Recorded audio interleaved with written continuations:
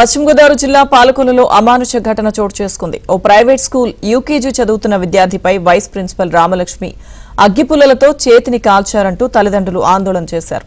అంతేకాకుండా చేతిపై ఇంజెక్షన్ ఇచ్చారని ఆరోపించారు. హోంవర్క్ చేయకపోవడంతో దాష్టికానికి పాల్పడ్డారని ఆగ్రహం వ్యక్తం చేశారు.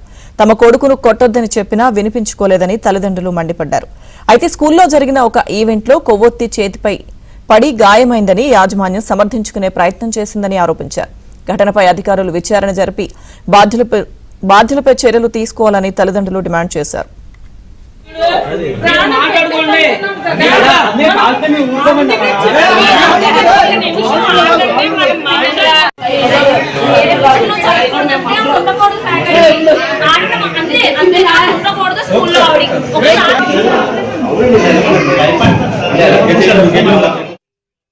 బుధవారం స్పోర్ట్స్ డే చదివికి అయితే ఇంటికి వచ్చేప్పటికి పట్టుకుంటే కాళ్ళు నొప్పి అని చెప్పి ఏడ్చాడు. ఫస్ట్ తర్వాత తల చూస్తే గొప్ప వచ్చింది.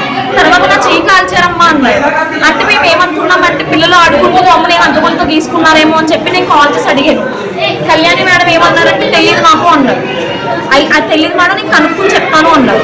అన్న ఒక 10 minutes కి vice principal Ramalakshmi madam call చేశారు. నాకు కాల్ చేసి ఆవిడ ఏం చెప్పిందంటే, ఇలాగా స్కూల్లో యాక్టివిటీ జరిగిందంటే బెలూన్ యాక్టివిటీ చేయించాము, ఆ క్యాండిల్ వాడి మీద పడి వాడికి కాలిందండి. మరి ఇంజక్షన్ మార్క్ ఏంటండి అని అడిగారు. ఇంజక్షన్ మార్క్ ఏంటంటే ఒక పిల్లవాడు వాళ్ళ మమ్మీ నర్స్ అంట, వాళ్ళు ఇంజక్షన్